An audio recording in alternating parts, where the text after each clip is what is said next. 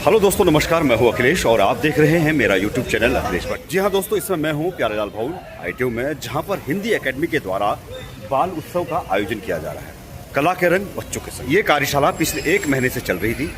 उन कार्यशालाओं में नाटक तैयार किए गए थे और उन्हीं नाटकों का प्रस्तुतिकरण का आज यहाँ पर पहला दिन है। आइए मैं आपको लिए चलता हूँ सभागार के अंदर, जहाँ पर इस समय प्रस्तुति की तैयारियां चल रही है।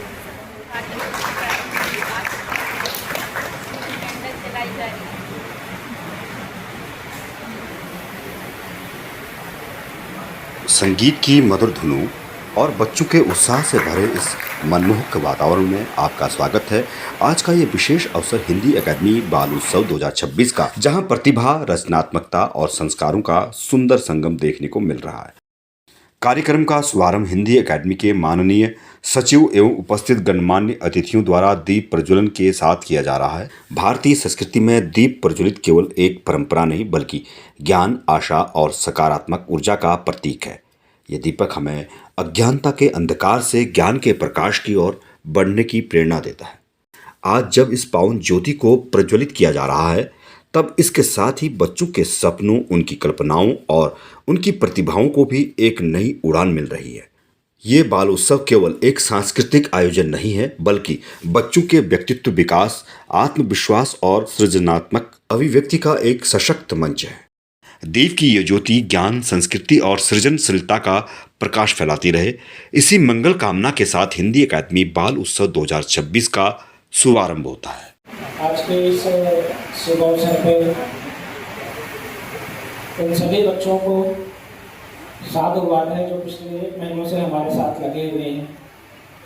उन निर्देशक और सहायक निर्देशक जो बच्चों के साथ आहर में लग करके उन्होंने तैयार करवाया, हमारे कार्यक्रम को सफल बनाया। चंद्रसेन जी जिन्होंने हमारे कार्यक्रम का पूरा संयोजन किया, इस पूरे कार्यक्रम को चलाया, उस एकेडमी की टीम। ये वास्तव में हमारा रेगुलर प्रोग्राम है। इस साल हमें थोड़ा सा विलम्ब हुआ इस कार्यक्रम को प्रारंभ करने में, लेकिन मैं आशा करता हूँ कि विलम्ब के बावजूद भी ये प्रोग्राम अच्छा हुआ होगा। बच्चे बहुत कुछ सीखे होंगे। उन सारे पेरेंटों को मैं दिल से शुक्रिया कहना चाहता हूँ, क्योंकि उन्होंने बच्चों को सिखाने का प्रयास किया। आशा करता हूँ कि प्रोग्राम अच्छा हुआ, बच्चों ने अच्छे से सीखा और आगे भी हमसे जुड़े रहेंगे। यह हमारा रेगुलर प्रोग्राम है, हर साल ग्रीष्मकालीन छुट्टियों में चलता है। आप सब आज यहाँ आए हैं, इस नाटक को एंजॉय कीजिए। Thank you. इस बाल उत्सव में भाग लेने वाले सभी बाल कलाकार अपनी कला, मेहनत और उत्साह के माध्यम से ये संदेश दे रहे हैं कि भविष्य की सशक्त, संवेदनशील पीढ़ी आज हमारे सामने खड़ी है। उनकी मुस्कान, उनका आत्मविश्वास और उनकी प्रतिभा इस आयोजन को और भी विशेष बना रही है। हिंदी एकेडमी द्वारा आयोजित ये बाल उत्सव बच्चों को अपनी संस्कृति, विरासत से जोड़ने, हिंदी भाषा के प्रति प्रेम जागृत करने का तथा कला, साहित्य के क्षेत्र में आगे बढ़ने के लिए प्रेरित करता है। आइए हम इस शुभ अवसर पर इन नन्हे कलाकारों का उत्साहवर्धन करें और उनके उज्जवल भविष्य की कामना करें। बाल उत्सव का आज ये पहला दिन है और इसी के साथ में आज की जो पहली प्रस्तुति है, निर्जन कारावास, क्रांतिकारी अरविंदो घोष। इसका निर्देशन कर रहे हैं गौरव वर्मा और सहायक निर्देशक हैं दिशा नेगी।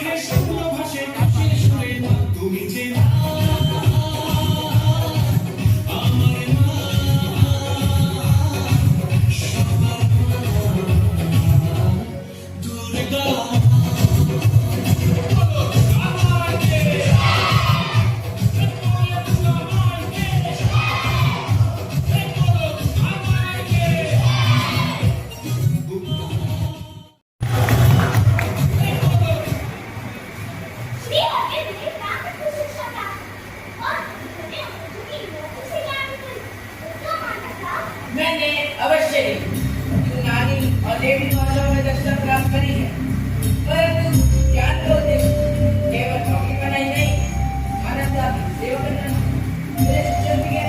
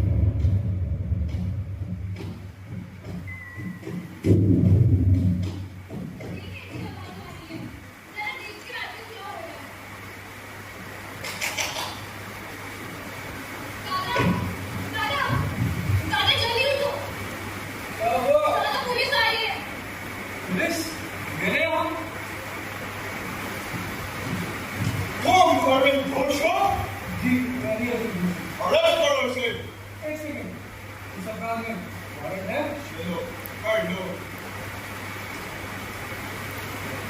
बिना बॉडी वारंट के मुझे क्यों गिरफ्तार किया?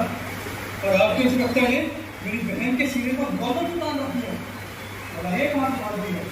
जो तुमने तुम्हारे छोटे भाई गायेंद्र कुमार घोष ने जो काम किया है वो कहाँ की बात है? न जाने कितने बेगुनाह मारे गए। वाह, मैंने कारनामा दिया और मुझे ही इसकी जानकारी नहीं।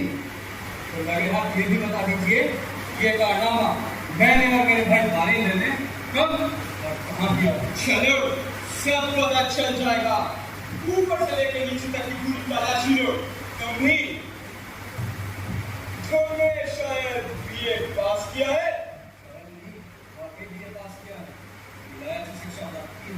विलायती शिक्षा प्राप्त करने के बाद भी इस टूटे फूटे मकान की जमीन पर सो रहे थे। इसे आप जमीन कह रहे हैं, इसे मैं माफी गोद कहता हूँ। आप कभी माफी गोद में सोए होंगे तो इसका आनंद आपको अवश्य बताऊंगा। इतना शिक्षित होने के बाद भी इस तरह जमीन पर सोना तुम्हें लज्जाजनक नहीं लगता? मैं एक वृद्ध हूँ, इसलिए एक वृद्ध की तरह नहीं रहता हूँ। शिक्षा और ज्ञान के लिए प्राप्त की जाती है, दम और दिखावे के लिए नहीं। ये सज्जा विहित पक्षी मेरा साम्राज्य है। मैं यहाँ का बादशाह। बादशाह? You mean king? इस दारिद्र बादशाह से महान बादशाह बनने के लिए तुमने षड्यंत्र रचा, अपने भाई के साथ मिलकर बम फोड़ दिया। बम फोड़ दिया? नहीं नहीं, ये आप क्या कह रहे हैं? दादा ऐसे नहीं कर सकते। सर, हमें संदिग्ध चीज मिली है। ओह, संदिग्ध चीज।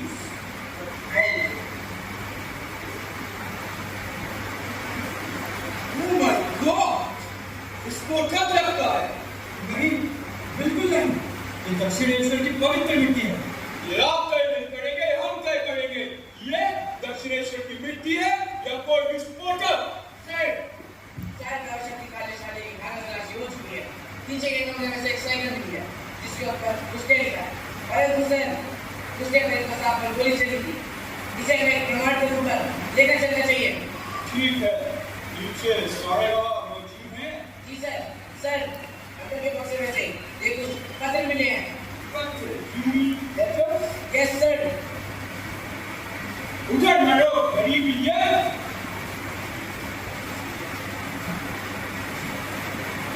ये महिलाओं की चिट्ठियां ले जाने की जरूरत नहीं है। ले जाओ इन्हें। Okay sir. एक सेकंड रुको। उठाओ।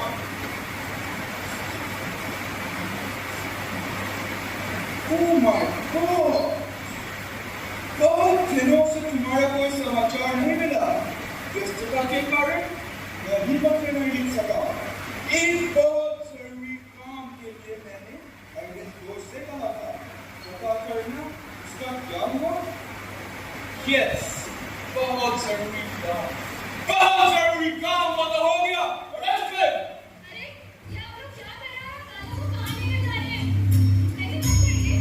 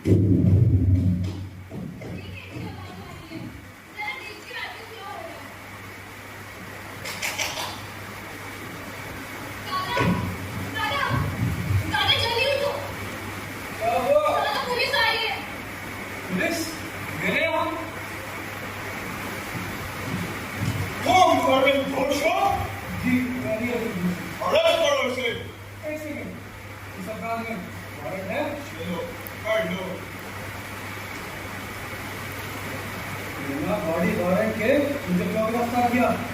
और आपके इंस्पेक्टर ने मेरी बहन के सीने पर गोदन उतार रखी है और एक हाथ मार दी है। जो तुमने और तुम्हारे छोटे भाई गायेंद्र कुमार घोष ने जो काम किया है वो कहाँ की बात है? न जाने कितने बेगुनाह मारे गए। वाह, मैंने कारनामा दिया और मुझे ही इसकी जानकारी नहीं।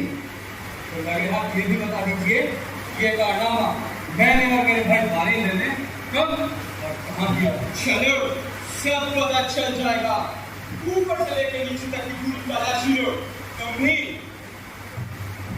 तुमने शायद बीए पास किया है।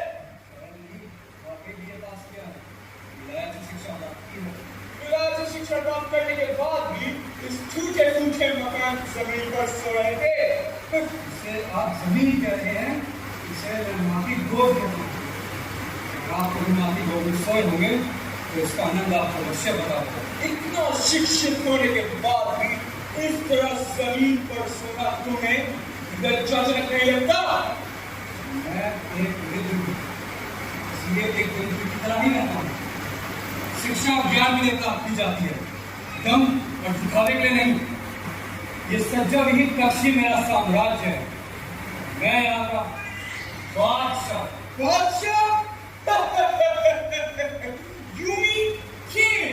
इस दारिद्र्य बादशाह से महान बादशाह बनने के लिए तुमने षड्यंत्र रचा, अपने भाई के साथ मिलकर कम छोड़ दिया, दम छोड़ दिया। नहीं नहीं, ये आप क्या कह रहे हैं? दादा ऐसा नहीं कर सकते। सर, हमें ये संदिग्ध चीज मिली है। ओह, संदिग्ध चीज।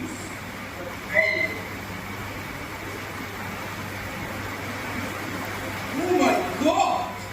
इसको क्या लगता है? नहीं, बिल्कुल नहीं। ये दक्षिणेश्वर की पवित्र मिट्टी है। ये आप तय नहीं करेंगे, हम तय करेंगे। ये दक्षिणेश्वर की मिट्टी है या कोई विस्फोटक? सर, 4 वर्षों की कार्यशाला की भाग तलाशी हो चुकी है। पीछे के कमरे में से एक साइकिल मिली है, जिसके ऊपर उसने लिखा है और हुसैन उसने मेरे प्रताप पर गोली चली थी, जिसे हमें प्रमाण के रूप में लेकर चलना चाहिए। ठीक है, नीचे सारे मौजूद हैं। जी सर। सर, अंदर के बक्से में से ये कुछ पत्र मिले हैं। Yes sir. उधर मैडो गरीब Indian.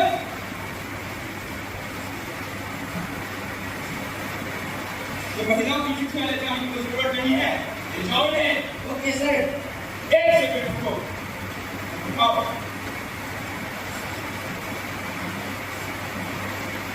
Oh my God!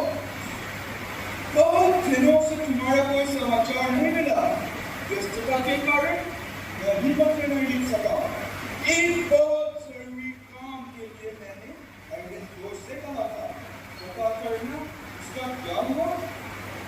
Yes, बहुत जरूरी काम हुआ तो हो गया। अरे, ये आप लोग क्या कर रहे हो? दादा को कहाँ लेके जा रहे हैं? लेकिन मत जाइए। दादा, मुझे भी मत करना। मुझे प्रोग्राम की कबूल करवाने के लिए बहुत से लोग आए। अब अगले कोई प्रोग्राम किया ही नहीं था, तो फिर वो क्यों चुप थे? लगता है मौलवी शमसुलाना उनसे पूछताछ करने के लिए आने वाली है।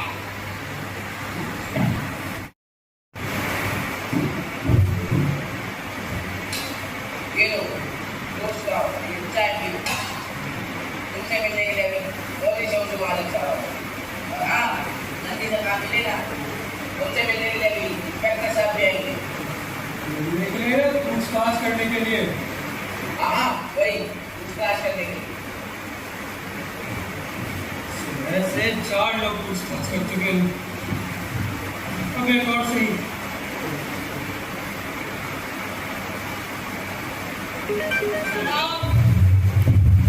जय श्री कृष्णा। पता चला है आपके लिए बिल्कुल कारोबार को करना है। काफी अंदर की खबरें हैं। नहीं, मुझे गलत मत समझिए। आप हिंदू हैं, मैं मुसलमान। पर मैं हिंदू नहीं। इस्लाम का मंत्र नहीं है। ये तो काफी 3 अक्षर है।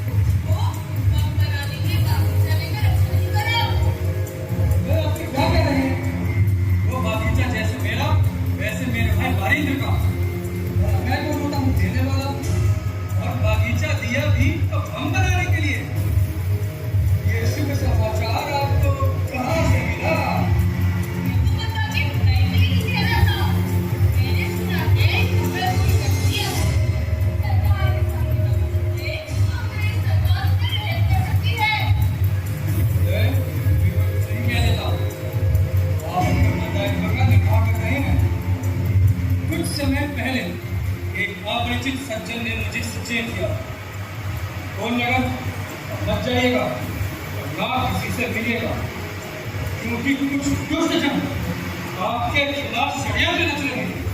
ठीक ठीक ठीक, मैं चलता हूँ। करके भी कोई संदेश बताए। बिल्कुल, कहिएगा मैं आराम में हूँ, कोई दिक्कत नहीं है मुझे, मुझे सत्य की ही हो।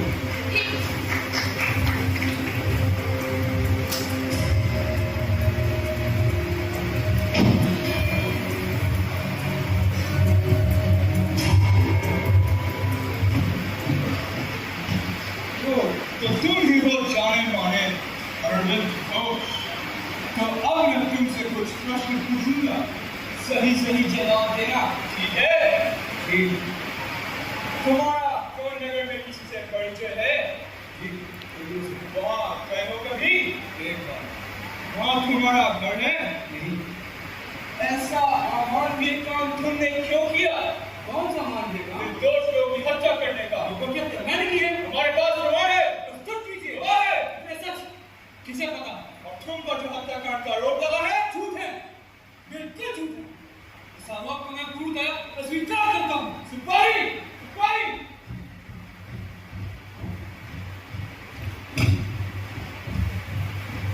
सर, इस पर बिल्कुल नजर रखनी चाहिए और इस पर कड़ी से कड़ी निगरानी रखनी चाहिए। सर,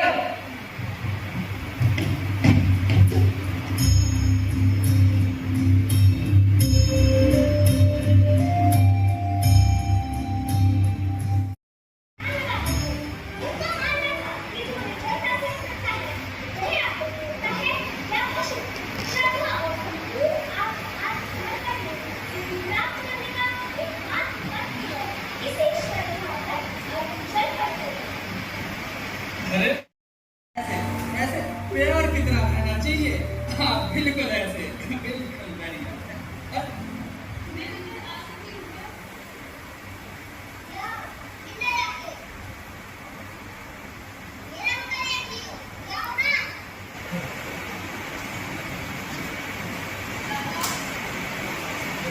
समझनी तू यहाँ तो ठीक है, तथा कहीं भी पानी लाता है।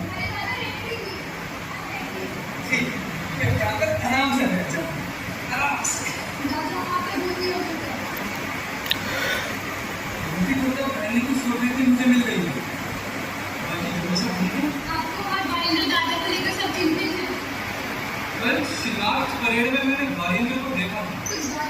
नहीं, बात करने की मना की, परंतु मुझे अभी विश्वास नहीं होता कि भाईंद्र ने कुछ गलत काम किया भी नहीं। हमारे पास तो इतने पैसे भी नहीं हैं कि हम आगे के केस के लिए अच्छा सा वकील कर सकें। वकील? वकील की क्या जरूरत है? हम निर्दोष हैं, कुछ नहीं होगा। लेकिन अंग्रेजी सरकार ऐसा थोड़ा मानती है। वे आप लोगों को दुश्मन की तरह देखती है और अंग्रेजी सरकार अपने हर दुश्मन को फांसी के पल्ले पर रखना देखना चाहती है।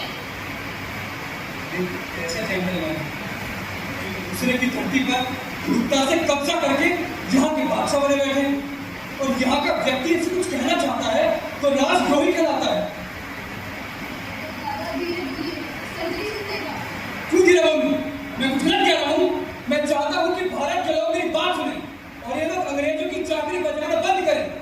अरे दादा चुप हो जाओ, ये मजबूर है, चाहकर भी कुछ नहीं कर सकता। उन्हें छोड़िए, आप ये बताइए कि इस लेजिट कारावास में आपका समय कैसे बीतता है? हाँ, आराम से। हाँ, मैं तुझे बताता हूँ, मैं तुझे रानी वर्ग कहानी से मिलता हूँ। अरे रानी धरा, हाँ, ये बहनें हैं बहनें, और मैं इनका बहुत अच्छा मित्र हूँ। जब देखो लड़ाई करती रहती है और मैं इनकी लड़ाई सुलझाता रहता हूँ। ये देख बड़ी मेहनत करेगा। हाँ, ये ऐसे।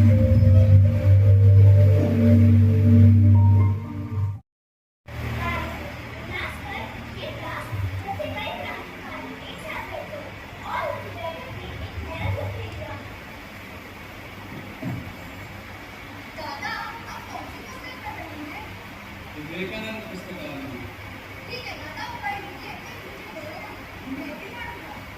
बहुत अच्छी बात है।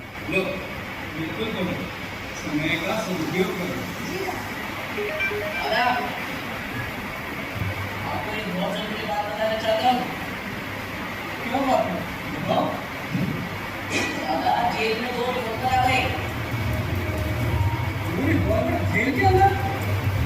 ये भला जेल के अंदर रिवॉल्वर कैसे आ सकता है? दो कैदियों के नस सामान मंगाया, एक ने खंडहर तो एक ने बड़ी सी मछली और बड़ी सी के बनाए हैं। ये सब तो केस को और उलझा देंगे। क्या गाड़ी में बीच में शामिल है? नहीं दादा, आज तो इससे कोई लेना देना नहीं। नमस्ते दादा। नमस्ते। अभी तो कुछ पता चला? नहीं दादा, और ये केस किस अदालत में लगा है? जज कौन है? कोई बीच में नहीं डाला, पर आपको सीखा जो होगा देखा जाएगा। अरे दादा, छोड़िए ना। वो देखो, गाना बजाना शुरू हुआ। चलिए ना, यहाँ जाना। ठीक है, गा दे। हंसते हंसते हर दुख हम सह जाएंगे, देश के खातिर मौत को गले लगाएंगे। हंसते हंसते हर दुख हम सह जाएंगे, देश के खातिर मौत को गले लगाएंगे। जहाँ सांस में इस जीवन को जीते हैं, जहाँ सांस में इस जीवन को जीते हैं, गंगा जल को मृत मान के पीते हैं, गंगा जल को मृत मान के पीते हैं। इस पावन मिट्टी में हमने जन्म लिया, इस पावन मिट्टी में हमने जन्म लिया, मत वाले इस मिट्टी में मिल जाएंगे। हंसते हंसते हर दुख हम सह जाएंगे, देश के खातिर मौत को गले लगाएंगे। वंदे वंदे वंदे।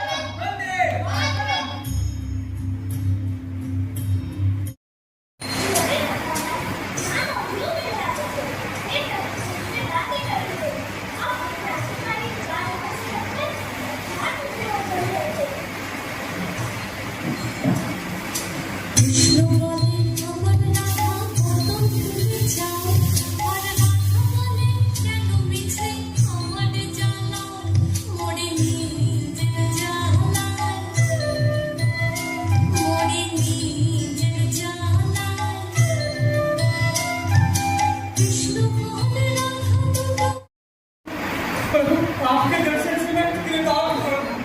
कृपया करके मेरा मार्गदर्शन कीजिए प्रभु।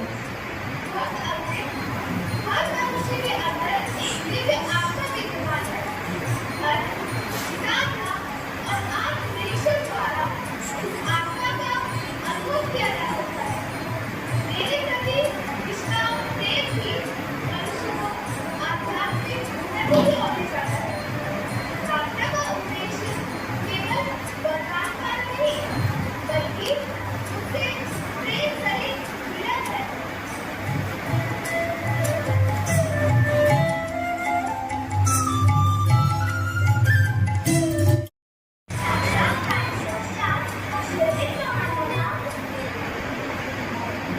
लाइन के क्या आ रहा है? ईश्वर के निकट ले जाने साधक को अपने अहंकार, इच्छाओं और कर्मों को श्री कृष्ण के चरणों में समर्पित कर देना चाहिए। समर्पण से मन की अशांति दूर होती है और दिव्य आत्मा का अनुभव होता है। प्रेम की सर्वोच्च साधना है। ये मनुष्य के अंदर एक दिव्य आत्मा विद्यमान है। ध्यान, साधना और आत्मनिरीक्षण द्वारा उस दिव्य आत्मा का अनुभव किया जा सकता है। सच्ची आध्यात्मिकता जीवन से दूर भागने में नहीं, बल्कि जीवन को दिव्य बनाने में। कृष्ण भक्ति ही मुक्ति का भाव है।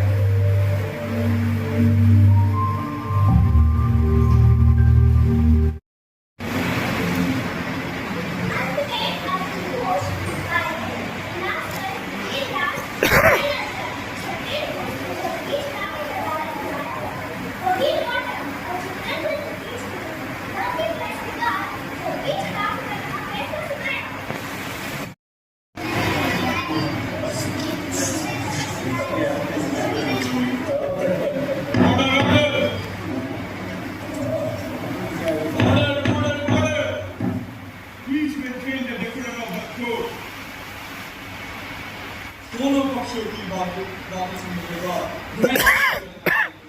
हम कौन के शिवलिंग में 6 कैदियों को 4 वर्ष की निर्वासन की सजा दी जाती है और 6 कैदियों को काले पानी की सजा दी जाती है। फैसले में उनके नाम का उल्लेख है। वारेंद्र कुमार घोष और उल्लास वर्धन के लिए मैं मृत्यु दंड की घोषणा करता हूँ। अरविंद घोष के खिलाफ प्रस्तुत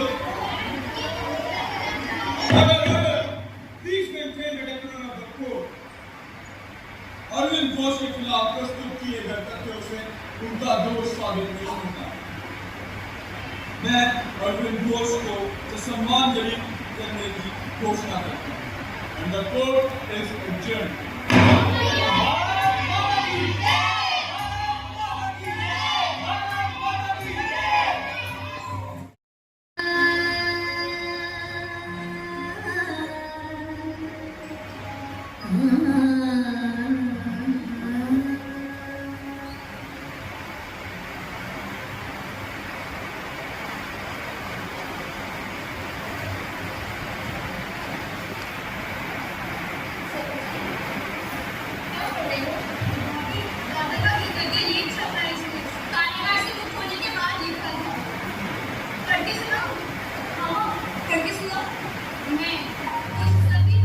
मैं उन सभी लोगों के प्रति कृतज्ञता का गंभीर भाव प्रदर्शित करता हूँ जिन्होंने मुकदमे के समय मेरी सहायता की। अपने मुद्दा संख्या परिचित तथा अपरिचित शुभ चिंतकों के नाम अलावा कैसे जानूं, जिन्होंने अपनी अपनी हैसियत के अनुसार मेरे बचाव के लिए रुपये जुटाने में योगदान दिया। मैं उन सबको व्यक्तिगत रूप से अपना धन्यवाद नहीं भेज सकूंगा। मेरे जेल से छूटने के बाद मेरे पास कई तार और चिट्ठियाँ पहुँची, लेकिन प्रत्येक को उत्तर दे पाने में मैं असमर्थ हूँ, क्योंकि वे बहुत बड़ी संख्या में हैं। मैं आभारी हूँ उन हजारों लोगों की प्रार्थनाओं के प्रति जो मेरी बंदी करने के साथ मेरे इस धरती मार की अगर मेरे देश प्रेम ने मुझे खतरे में डाला तो मेरे देशवासी ने मुझे उस खतरे से सुरक्षित बनाया। गलत तो है, घर के चारों तरफ पुलिस वाले रहते हैं। पता नहीं आखिर सरकार मुझे चाहती क्या है। दादा के जेल से मुक्त होने को अंग्रेजी सरकार अपने हाथ के रूप में देख रही है। सरकार बौखलाई हुई है। जज बीच रात पर भी सवाल खड़े कर रहे हैं कि उन्हें केस को अच्छे से नहीं देगा।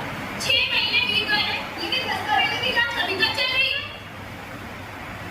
जिस तरह ही सरकार हम पे निगरानी रखती है, मुझको डर लगता है कहीं किसी दूसरे मामले में ना फंसा दे। दादी अब आपकी जो दादा को बाहर करने से रुकी थी, मैंने आज तक कभी रोका है। मैंने सब कुछ नियति पर ही छोड़ चुकी हूँ। कोई दरवाजा खटखटा रहा है। दादा मुझे नहीं जानते। सरोजी, पहले जॉब पर देख लेना, कोई पुलिस वाला ना हो, ठीक है? भाभी, वही दादा ही है। बैठिए सॉरी उनका मुझे थोड़ी बात है। ठीक है। आपको क्या हुआ? आप परेशान कर रहे हो? ये परेशानी में अपनी जिंदगी से फिर मैं साफ हो गई। तो प्रणाली मैंने तुम्हें बताया कि मेरे अंदर 3 पागलपन कूद कर भरे। पहला पागलपन कि मैं ईश्वर का साक्षात्कार करना चाहता हूँ। दूसरा पागलपन कि ईश्वर ने मुझे जितना भी दिया है इस तरह केवल निर्वाह हेतु अपने पास रखकर दूसरों को देना चाहता हूँ। और तीसरा कि मैं भारत को अपनी चलते चलते अपना धार्मिक क्रांति की ओर बढ़ चला। ध्यान करते समय मुझे यहाँ से दूर जाने के निर्देश कहाँ जाएगा? मेरी आपसे बहुत मुझे यहाँ पर अकेला छोड़ जाएंगे? ये भी तो कुछ नहीं पता। कभी ना कभी मिलना अवश्य हो। कम से कम इतना तो बता दीजिए, आपने जाना कहाँ चाहते हैं? ठीक है, इस बात को किस तरीके से मिटा दें। यहाँ से रात के अंधेरे में मैं नदी के पास जाऊँ। नदी के अंदर मुझे नाव मिलेगी जो मुझे सीधा चंदन नगर पहुँचाएगी। चंदन नगर? हाँ, चंदन नगर फ्रेंच इलाके में। वहाँ अंग्रेजों के वश में कुछ नहीं है। लेकिन जाना कहाँ चाहते हैं? अभी अचानक इतना बड़ा निर्णय? बात में कैसे बेगानी और अपना भारत अपनी धरती छोड़कर कौन जाना चाहता है? मेरे खिलाफ एक बहुत बड़ा षड्यंत्र चल रहा है। सरकार मुझे किसी फांसी के फंदे पर लटकता देखना चाहती है। तो मेरे पास सिर्फ दो रास्ते हैं। पहला रास्ता कि मैं फांसी पर लटकने की प्रतीक्षा करूं और अपनी जीवन लीला किसी हारे हुए सिपाही की तरह यहाँ ही समाप्त करूं। दूसरा कि मैं यहाँ से बहुत दूर जाकर जीवित रहकर हमारे देश के लिए कुछ करूं। इसके लिए मैं चला जाना चाहता हूं। की ओर बढ़ चले थे। उनके अनुसार भौतिक जगत और ईश्वर अलग नहीं है, बल्कि जड़ तत्व भी ब्रह्मा का ही एक रूप है जो ज्ञान के कारण छिपा हुआ है। उनका मानना था कि मानव विकास की यात्रा अभी रुकी नहीं है। मनुष्य अपनी चेतना को ऊपर उठाकर मन से अतिमानव तक पहुंच सकता है।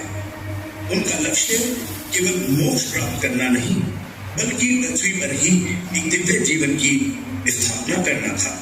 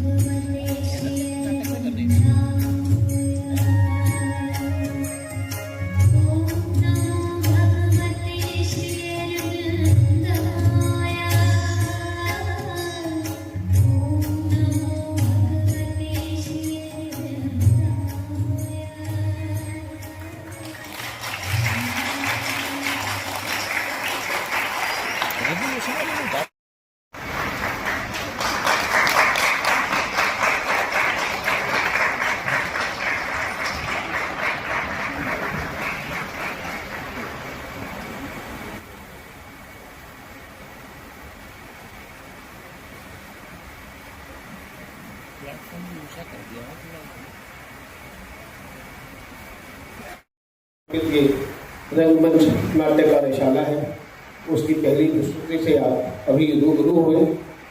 और मैं चाहता हूँ कि बच्चों के इस अभिनय के जिस परिश्रम से इन्होंने पिछले 3 सप्ताह से इसमें अपना और उनके अभिभावकों का, उनके पेरेंट्स का, जिन्होंने बच्चों को प्रशिक्षण केंद्र तक छोड़कर लाने और ले जाने की जिम्मेदारी निभाई, उनके लिए भी हिंदी अकादमी आभार और कृतज्ञता व्यक्त करती है।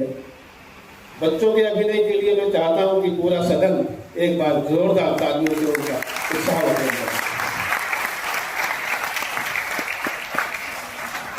और नाटक के निर्देशक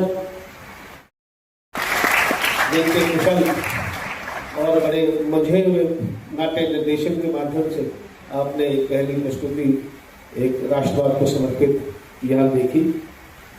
आइए इसी के साथ हम चलते हैं दूसरी प्रस्तुति की ओर।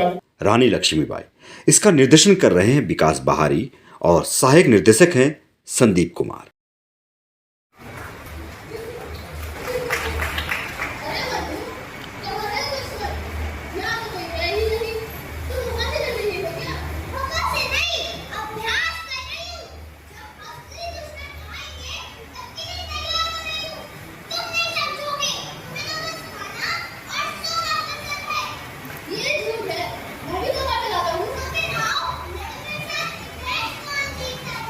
ठीक है, अब मैं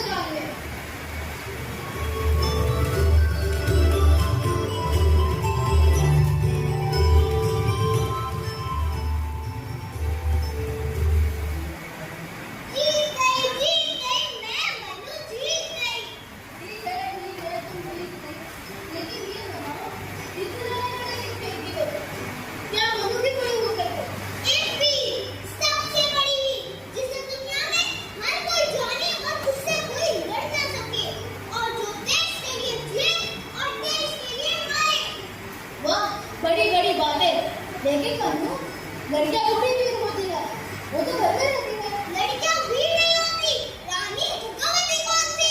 उन्होंने घुटनों से लड़ाई नहीं लड़ी। रानी उल्टे में होकर कौन थी? उन्होंने मुझे लड़ी चलाई। रानी ने लड़के कौन से लड़ाई किया? जो कौन लड़कियां वीर नहीं होती। अरे मन्नू, तुमसे बहस करना बेकार है, तुम हमेशा जीत जाती हो। क्योंकि मैं सच बोलती हूँ, सच हमेशा जीतता है। अरे मनोहर दादा, यहाँ क्या हो रहा है? वैसे दरबार का दिवस हो, पाठशाला में क्या हुआ?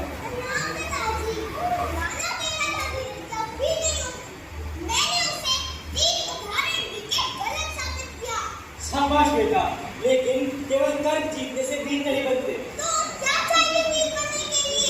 सुनो, बताता हूँ। सबसे पहला ज्ञान। ज्ञान के बिना शास्त्र अंधा होता है, इसलिए पढ़ाई भी जरूरी है। शास्त्र पढ़ो, इतिहास पढ़ो, नीति पढ़ो। और दूसरा, शरीर की ताकत, तलवारबाजी, तीरंदाजी और घुड़सवारी यह सबसे जरूरी है।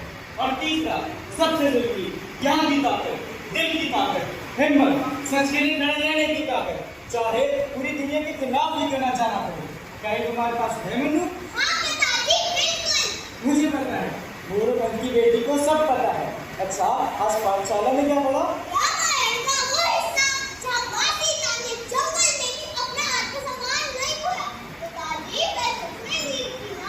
बिल्कुल, वीरता केवल तलवार चलाना नहीं, बल्कि कठिन समय में भी अपना दम न छोड़ना, यह भी वीरता है।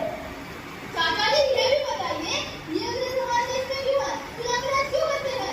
ये सवाल बड़ा है नाना, इसका जवाब भी बड़ा है।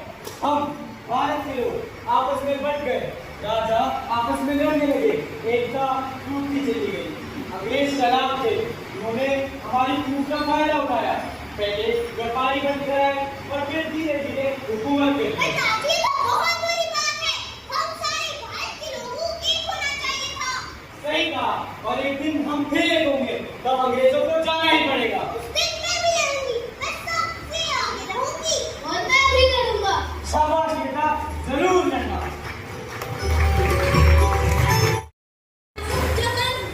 और पेशवा के दरबार में एक खबर आई। झांसी के राजा गंगाधर राव के लिए एक योग्य, साहसी और बुद्धिमान रानी की तलाश है। सबकी नजर दोनों पर पड़ी और फिर सन 1842 में उन दोनों का धूमधाम से विवाह हुआ। अब मणिकर्णिका मालूम नहीं रही, बन गई झांसी की रानी, महारानी लक्ष्मीबाई।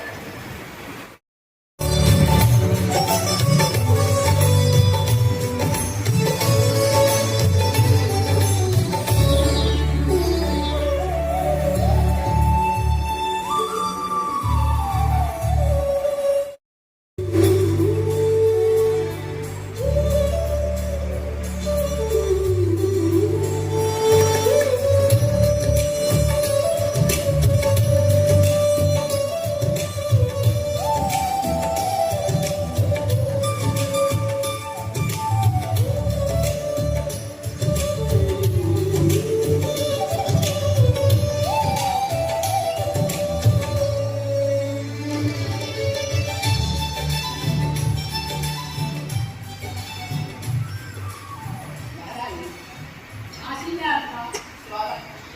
आपके बारे में बहुत सुना था हमने।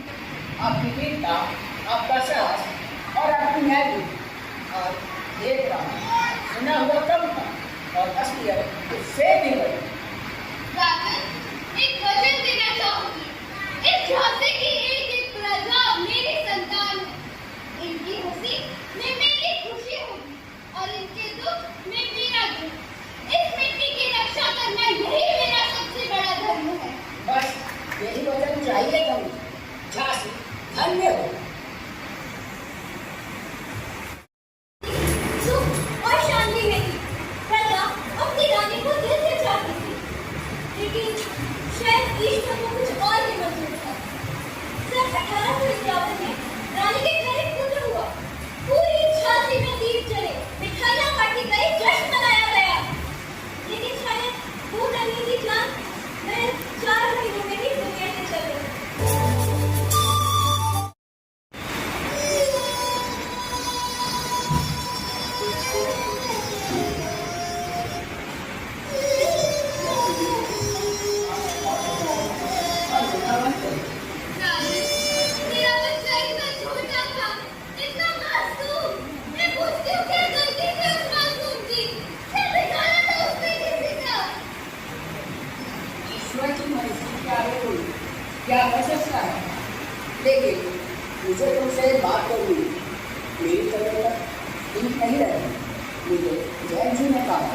बहुत अच्छी है, आप ठीक हो जाएंगे।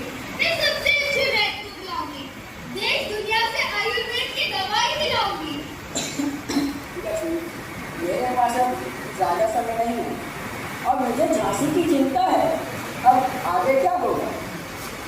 हम दामोदर राव को गोद लेंगे। हमारे हिंदू शास्त्रों में, हमारी सभी पुरानी परंपरा में दत्तक पुत्र को सगे पुत्र के समान माना जाता है। वही बनेगा झांसी का अगला राजा। दामोदर! हाँ माताश्री, आपने मुझे बुलाया? हाँ बेटा, आओ यहाँ। दामोदर, यह झांसी एक दिन तुम्हारी होगी। इसकी प्रजा का ध्यान रखना, समझे? हाँ मैं ध्यान रखूंगा पिताजी, लेकिन आप ऐसे जाने की बातें मत कीजिए, मत कीजिए। तुम चिंता मत करो। सच में इस झांसी को तुम्हारी जरूरत है, लेकिन तुम सावधान रहना। अंग्रेज बहुत चला है और मुझे तुम पर पूरा भरोसा है। तुम मजबूत रहना। मैं मजबूत रहूंगी राजन। इस झांसी को कुछ नहीं होगा, यह मेरा वचन है।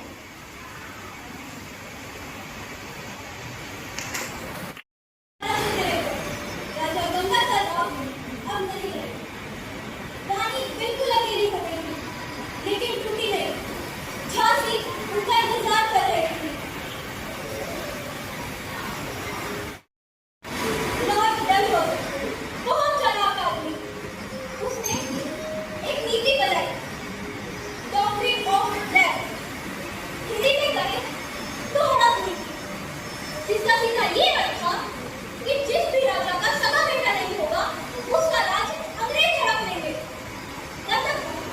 यानी गोद लिया हुआ बेटा वो नहीं चलेगा। उनके पास ताकत थी, बंदूकें थी, वो जो चाहते थे वो करते थे।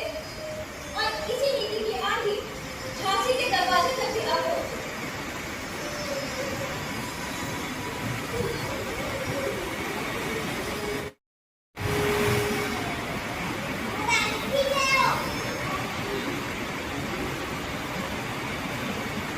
सुनिए महारानी जी, मेरे पास गवर्नर जनरल लॉर्ड डलहौजी का सरकारी आदेश है। हर को ध्यान से सुनो। बोलिए। झांसी के कुलीन राजा गंगाधर राव का कोई पुत्र नहीं था। अतः प्लैटिनम टैक्स के अनुसार झांसी राज्यपाल की तारीख से ब्रिटिश की कंपनी की संपत्ति घोषित की जाती है। हालांकि मैं महल इस सप्ताह में खाली करना होगा, उन्हें एक छोटी पेंशन देनी रहेगी। रुको, मेरे पास भी कुछ कहने को है और तुम ध्यान से सुनो। मैंने कहा रुको, जब बात करने की बात आएगी तब बोलना।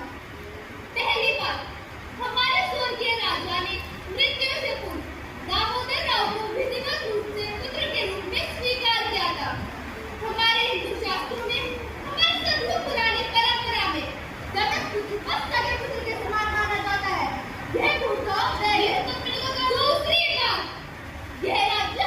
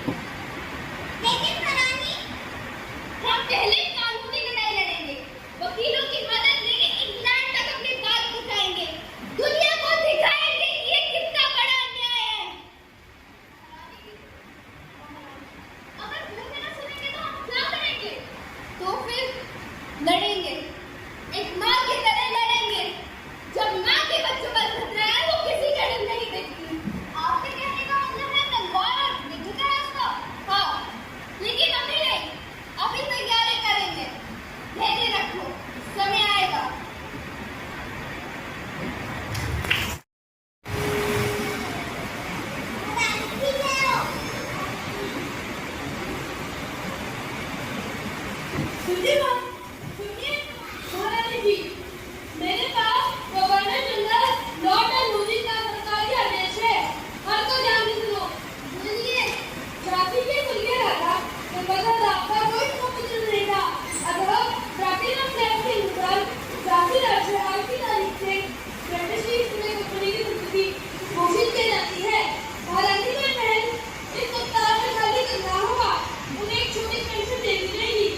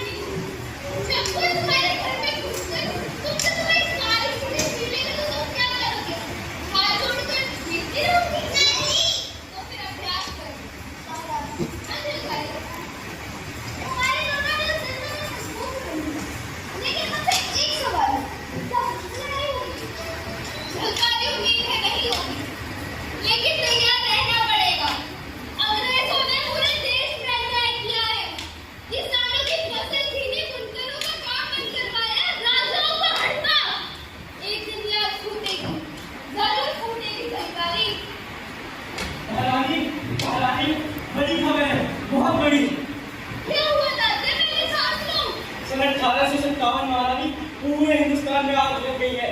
मेरठ में सिपाहियों ने विद्रोह कर दिया है। अंग्रेजी सेना के भारतीय सिपाहियों ने हथियार उठा लिए हैं। क्या हुआ?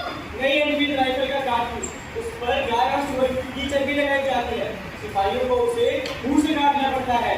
हिंदू सिपाहियों का गर्व जाता है, गाय उनके लिए पवित्र है और मुसलमान सिपाहियों का भी सुअर उनके लिए वर्जित है। जब अंग्रेजी अफसरों से इस बारे में कहा गया तो उन्होंने कहा चुप रहो और जो कहा जाए वो करो। ये तो सीधे सीधे घर पर हमला है। और सिर्फ कारतूस ही नहीं, ये तो बस बहाना था। असली दर्द तो सालों का जमा हुआ है। किसानों से जबरदस्ती नींद लगवाई जाती है। हमारे बुनकरों का काम अंग्रेजी मशीनों ने छीन लिया है। हमारे राजाओं को हड़प नीति से निकाला जा रहा है। हमारे सिपाहियों को जानवर की तरह समझा जाता है। बस बहुत हुआ। दिल्ली में क्या हुआ? दिल्ली में सिपाहियों ने बहादुर शाह जफर को बादशाह घोषित किया और कानपुर में नाना साहब ने मेरे बचपन के दोस्त नाना ने? हाँ महारानी, उन्होंने विद्रोह का ऐलान किया है और मैंने भी। ये हिंदुस्तान का पहला बड़ा विद्रोह होगा।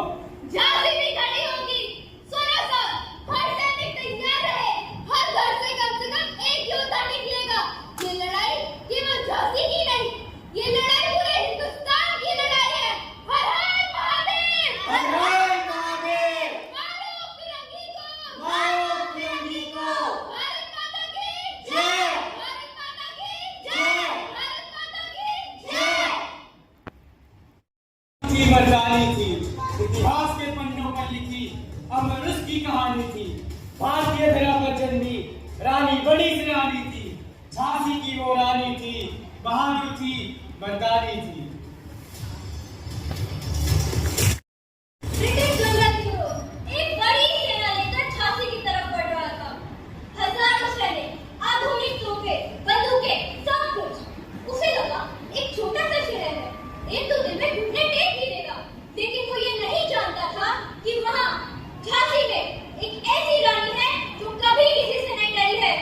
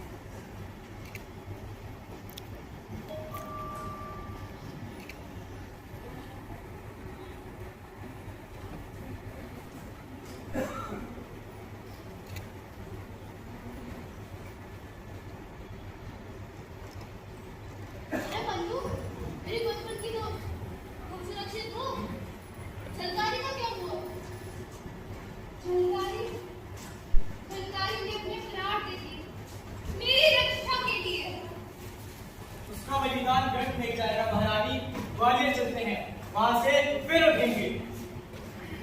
यह जीत सरकारी को समर्पित है। परंतु महारानी, एक चिंता का विषय है। क्या?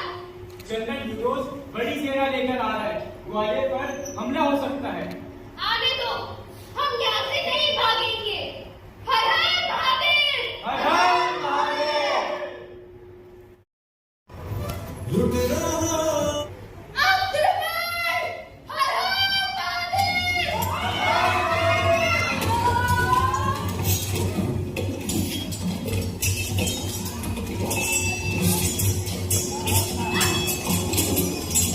महारानी, आपके माथे पर खून। ये योद्धा का अभिषेक है।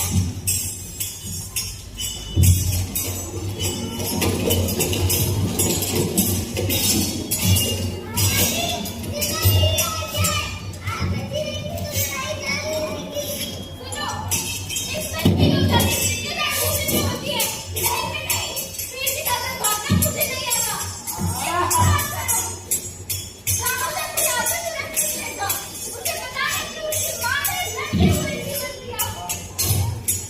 और हिंदुस्तान को कभी मत भूलना। ये देश नहीं जीतेगा, बस एक होना होगा। जी महारानी।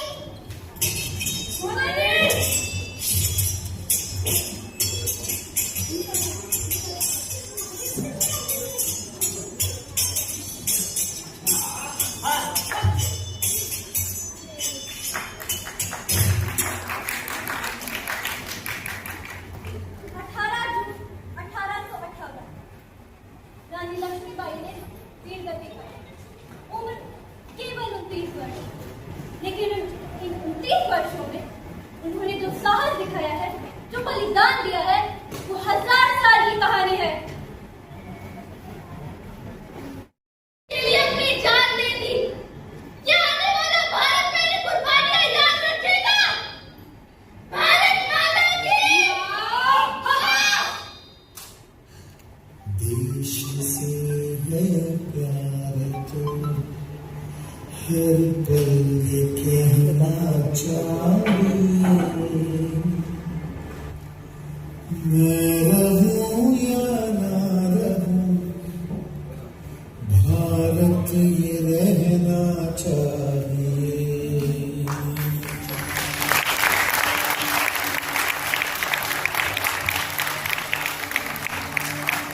देश से है प्यार तो हर पल ये कहना चाहिए, मैं रहूं या ना रहूं, भारत ये रहना चाहिए। सिलसिला ये बात मेरे यूं ही चलना चाहिए, मैं रहूं या ना रहूं, भारत ये रहना चाहिए।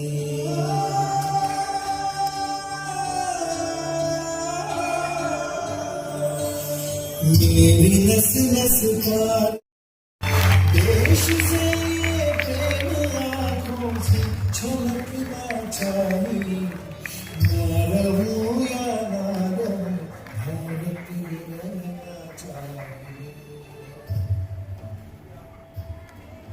बहुत बढ़िया। अभी आपने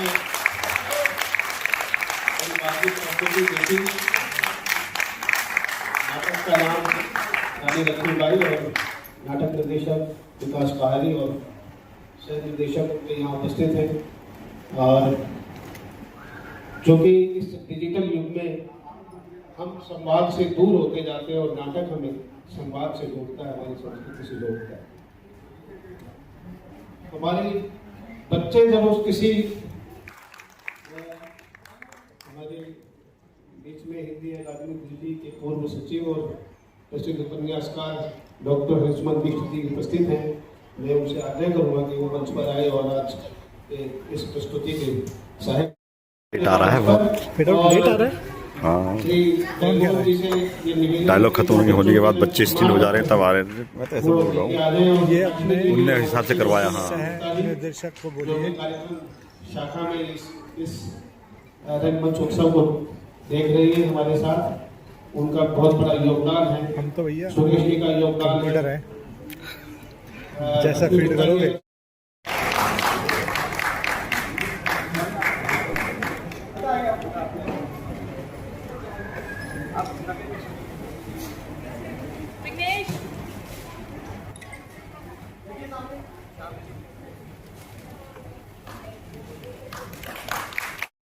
आज की जो अगली और आखिरी प्रस्तुति है अखबार एक कलाकृति। इसका निर्देशन कर रहे हैं अंकित सती और सहायक निर्देशक हैं आरती। लेकिन ये प्रस्तुति मैं आपके लिए लेकर के आऊंगा भाग 2 में। इसी के साथ ही दोस्तों आज का ये जो बाल उत्सव है यहीं पर समाप्त होता है। कल हम फिर और मिलेंगे एक नई प्रस्तुति के साथ। नमस्कार, धन्यवाद।